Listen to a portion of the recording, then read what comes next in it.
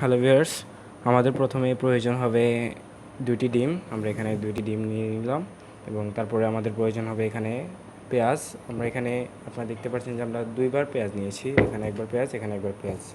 এটার কারণটা হচ্ছে এখানে নিয়েছি আমরা মিডিয়াম সাইজের 2টি পেঁয়াজ, এখানে আমরা মিডিয়াম সাইজের 2টি পেঁয়াজ, কারণ আমরা এখানে প্রথমে আমাদের ডিমটাকে ভাজতে হবে, এই জন্য আমাদের এখানে আলাদাভাবে 2বার নেওয়া হয়েছে, রান্না করার সময় একবার এবং ভাজার জন্য একবার আলাদাভাবে নেওয়া হয়েছে। অর্থাৎ এখানে 4টি পেঁয়াজ প্রয়োজন। তারপর আমাদের লাগবে কাঁচামরিচ। এখানে আমরা 3টি কাঁচামরিচ নিয়েছি, 3টি থেকে 4টি আপনারা নিতে পারেন, সমস্যা নেই। আমরা এখানে 4টি কাঁচামরিচ নিয়েছি এবং এখানে রয়েছে মেইন আমাদের কিছু মশলা। এখানে কয়েক ধরনের মশলা রয়েছে। এখানে আমরা যদি প্রথম আপনাদের দেখাই সেক্ষেত্রে হচ্ছে এই পাশে রয়েছে, এখানে রয়েছে আপনাদের রয়েছে মরিচ। এখানে 1 চামচ মরিচ ইউজ করা হয়েছে। এখানে হচ্ছে হাফ চামচ জিরার গুঁড়া ইউজ করা হয়েছে এবং এই পাশে দেখতে পাচ্ছেন যে 1 চামচের 3 ভাগের 1 ভাগ গরম মশলা এবং 3 ভাগের 1 ভাগ হলুদ নেওয়া হয়েছে এবং এখানে মাঝখানে রয়েছে লবণ, যা আপনারা স্বাদ মতো ইউজ করতে পারেন। এখানে আমরা 1 চামচের অর্ধেক ইউজ করেছি, এটা আমি সাইডে রেখে দেব। টোটাল আমাদের এই জিনিসগুলো প্রয়োজন হচ্ছে। প্রথমে গাইস আমরা 2টি ডিম এগুলো পাশে রেখে দেব। এগুলো আমরা যখন রান্না করব তখন আমাদের প্রয়োজন হবে। আপাতত এগুলো আমরা পাশে রেখে দিচ্ছি।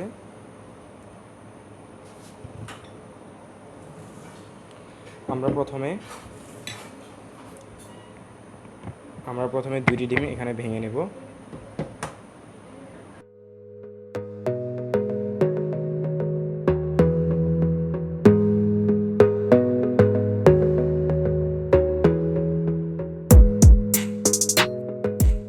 সো ভিউয়ার্স, আমরা এখানে 2টি ডিম নিয়েছি। এবার এটাকে আমাদের ভালোভাবে নাড়তে হবে। এখানে আমরা খেয়াল রাখতে হবে একটা বিষয়, সেটা হচ্ছে এখানে আমাদের লবণ এবং এখানে কাঁচামরিচ ইউজ করা যাবে না। এখানে লবণ ইউজ করব, লবণের সাথে কিছু গুঁড়া মরিচ ইউজ করতে হবে। এখানে আমরা কাঁচামরিচ ইউজ করা যাবে না।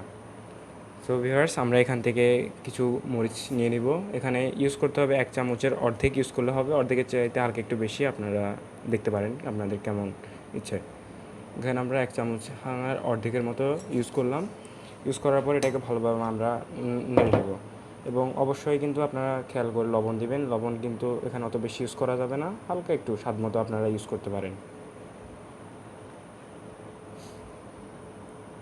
আমরা এখানে 1 চামচের 5 ভাগের 1 ভাগ ইউজ করলাম, হালকা সামান্য একটু, যেহেতু আমরা রান্না করার সময় আমাদের পুনরায় লবণ ইউজ করতে হবে।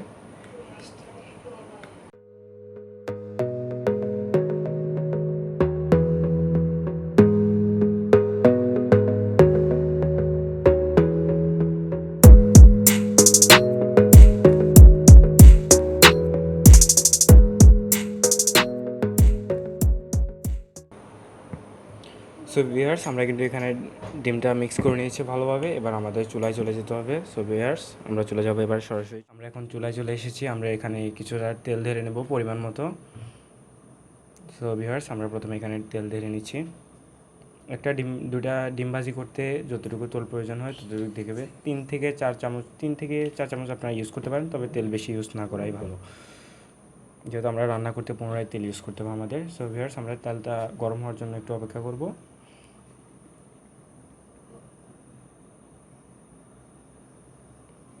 আমরা একটু ভালোভাবে এটাকে চারপাশে নাড়িয়ে দিচ্ছি, যাতে চারপাশে লাগে এবং দ্রুত এটা গরম হয়ে যায়।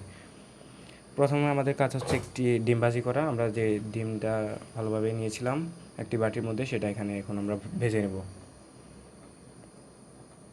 আপনারা এখানে পরিমাণ মতো ইউজ করতে পারেন। যদি আপনারা সংখ্যায় বেশি হন সেক্ষেত্রে 3-4টি ডিম ইউজ করতে পারেন এবং সেটা আলাদা আলাদাভাবে ভেজে নিতে পারেন, কোনো সমস্যা নেই।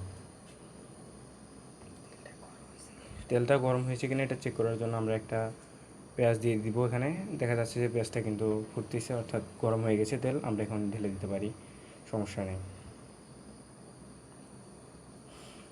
সো ভিউয়ার্স, আমরা এখন ডিমটা আমরা যেগুলো ভালোভাবে মিক্স করেছিলাম সেগুলো এখানে দিয়ে দিচ্ছি, অর্থাৎ ডিমটা ভালোভাবে ভেজে নেব। এবার আমরা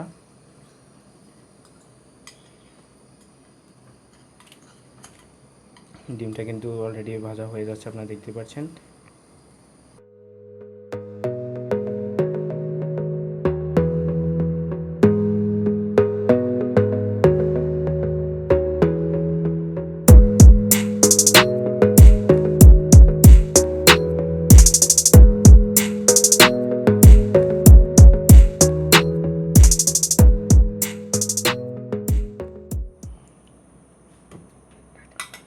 ভিউয়ার্স, আমরা এখানে ডিমগুলোকে আলাদা আলাদা সাইজে ছোট ছোট করে কেটে নিয়েছি। এখন এগুলো আলাদা একটা বাটিতে আমরা তুলে নেব এখানে।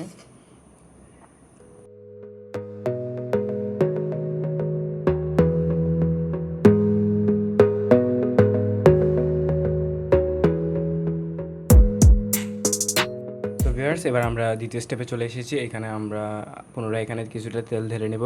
এখানে আমরা 4 থেকে 5 চামচ তেল ইউজ করব। সো গাইস, আমরা তেলটা এখানে ঢেলে দেব এবং চুলার হিটটা একটু বাড়িয়ে দেব।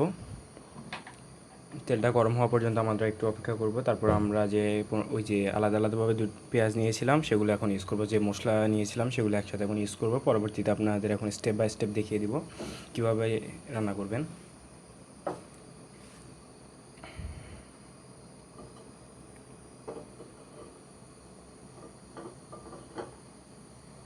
ভিউয়ার্স, আমরা এখন যে দুটি পেঁয়াজ আলাদাভাবে কেটেছিলাম সেগুলো এখন এখানে দিয়ে দিব। তেলটা কিন্তু গরম হয়ে এসেছে, আপনারা দেখতেই পাচ্ছেন। এখন আমরা ইউজ করব, পেঁয়াজগুলো ঢেলে দিলাম, দুটি পেঁয়াজ এখানে মিডিয়াম সাইজের। তারপর এগুলোকে একটু নাড়িয়ে নেব।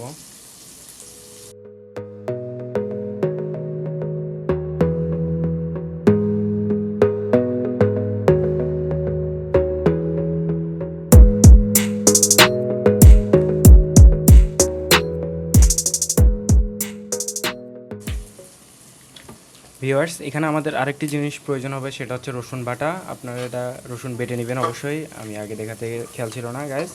এখানে আপনারা রসুন বাটা ইউজ করবেন অবশ্যই, 1 চামচের মতো ইউজ করবেন। ছোটোখাটো 1 চামচ আপনারা এখানে রসুন বাটা ইউজ করবেন। আমরা এবার রসুন বাটাটা এখানে দিয়ে দিব। পেঁয়াজের কালারটা দেখতে পাচ্ছেন একটু লাল হয়ে এসেছে, লাল হওয়া পর্যন্ত অপেক্ষা করবেন। তারপর কিন্তু আপনি রসুন বাটাটা ইউজ করবেন। হালকা একটু লাল হয়ে এসেছে, বেশি একদম পোড়া করে ফেলবেন না, পুড়িয়ে ফেলবেন না, তাহলে কিন্তু পোড়া যেতে পারে। বেশি লাল করতে গেলে পরে পুড়ে যাবে। তাই আমরা হালকা একটু লাল হলেই রসুন বাটা ইউজ করব। গ্যাস, এবার আমরা রসুন বাটা ইউজ করব। এখানে 1 চামচের মতো রসুন বাটা আমরা দিয়ে দিব, দিয়ে আবার একটু নাড়ব। ভিউয়ার্স, আমরা এখন 1 চামচের মতো রসুন বাটা ইউজ করলাম। এখন আবার এগুলোকে ভালোভাবে নেড়ে চেড়ে নিতে হবে। তাই সম্পূর্ণ ভিডিওটা না টেনে দেখুন কীভাবে করতে হয়। অনেক সময় অনেক কিছু মিস হয়ে যায়, আপনারা টেনে টেনে দেখুন, যার পরে কিন্তু ভালো হয় না রান্না। সম্পূর্ণ ভিডিওটা না টেনে দেখবেন। সো ভিউয়ার্স, আবার একটু নেড়ে চেড়ে নিব আমরা।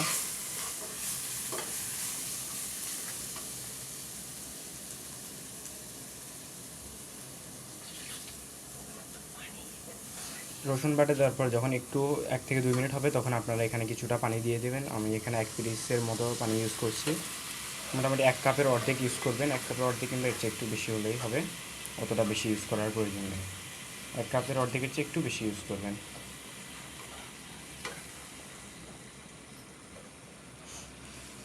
তো ভিউয়ার্স, পানি দেওয়ার পরে এটা একটু গরম হওয়া পর্যন্ত আমরা একটু নেড়ে নেব এটাকে।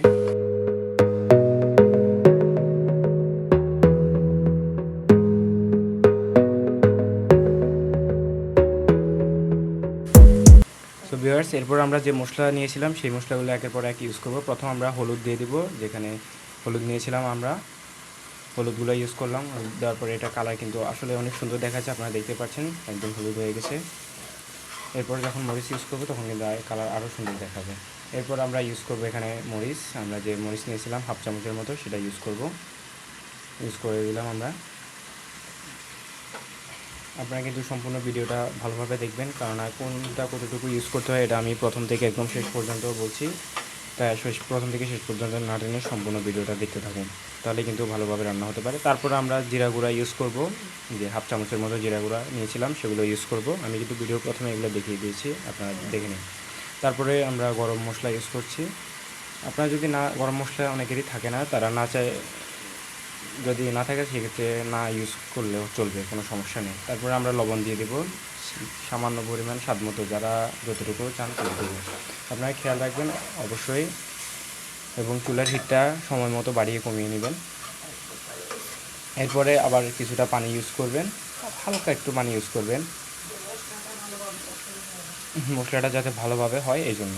তাছাড়া কিন্তু পানি যদি আপনারা ঠিকমতো ইউজ না করেন তাহলে কিন্তু পোড়া যাবে, আর বেশি ইউজ করলে কিন্তু রান্নার স্বাদ অতটা ভালো আসবে না।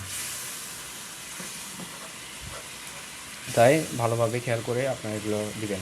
এক্ষেত্রে আমরা কিন্তু আবারও হাফ কাপের চেয়ে একটু কম ইউজ করেছি পানি। সো গাইস, আবার আমরা এগুলো ঢেকে দেবো, 2 থেকে 3 মিনিটের জন্য ঢেকে দেবো। পানিগুলো ভালোভাবে ফুটে যাওয়া পর্যন্ত আমরা অপেক্ষা করব। এখন আমরা দেখতে পাচ্ছেন যে এগুলো কিন্তু ভালোভাবে ফুটছে। এবার কিন্তু আমরা এটাকে নামিয়ে নেব, অর্থাৎ ভালোই গরম হয়েছে। আপনারা দেখবেন আমরা এখানে প্রায় 4 থেকে 5 মিনিটের মতো রেখেছি, এর ভেতরেই কিন্তু হয়ে গেছে আমাদের। এখন আমাদের ইউজ করতে হবে আমাদের যে ডিম বেছে রেখেছিলাম সেগুলো এখন আমরা দিয়ে দেবো আস্তে আস্তে, যাতে ভেঙে না যায়। সো ভিউয়ার্স, দেখতে পাচ্ছেন আমরা যে কেটে কেটে ছোটো ছোটো ডিমের পিসগুলো রেখেছিলাম সেগুলো ইউজ করছি এখন।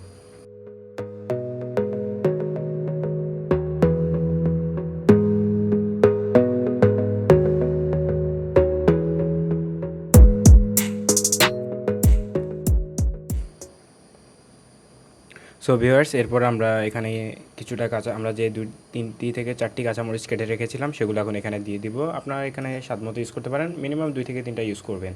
এখানে আমরা 4টা ইউজ করছি। আপনারা যারা ঝাল কম খান তারা কিন্তু কম ইউজ করতে পারেন, কোনো সমস্যা নেই। অনেকেই কাঁচামরিচ পছন্দ, তারা কিন্তু গুঁড়ামরিচ চাইলে কম ইউজ করতে পারেন, সমস্যা নেই। এখন এরপর আমরা এখানে নাড়িয়ে নিব, কিছুক্ষণ পরে আমাদের তৈরি হয়ে যাবে ডিমের তরকারি। এরপরে আমরা একটু নেড়ে নেওয়ার পরে এবার আমরা ঢেকে দেবো এটাকে। ঢেকে দেওয়ার পরে আমরা 4 থেকে 5 মিনিট পরে এটাকে হয়ে যাবে। 4 থেকে 5 মিনিট পরেই হয়ে যাবে। তবে খেয়াল রাখবেন যাতে যারা ঝোল রাখতে চান তারা অত বেশি শুকাবেন না। সো ভিউয়ার্স, আমরা 4 থেকে 5 মিনিট পরে এটা আবার খুলে দেখব, কেমন ঢাকনাটা উঠিয়ে দেখবো এটার পরিস্থিতি হয়েছে কিনা। আশা করি হয়ে যাবে।